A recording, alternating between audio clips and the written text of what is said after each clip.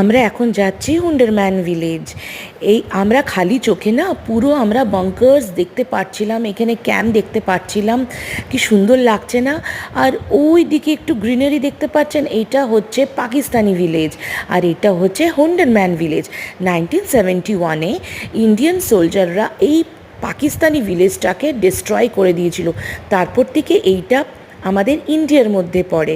তখন থেকেই মানে এইটা এই ভিলেজে মানে এই এরিয়াটাতে কেউ থাকে না। বেশ গাটা ছমছম করছিল। আর এইটা হচ্ছে ইন্ডিয়ার লাস্ট ভিলেজ।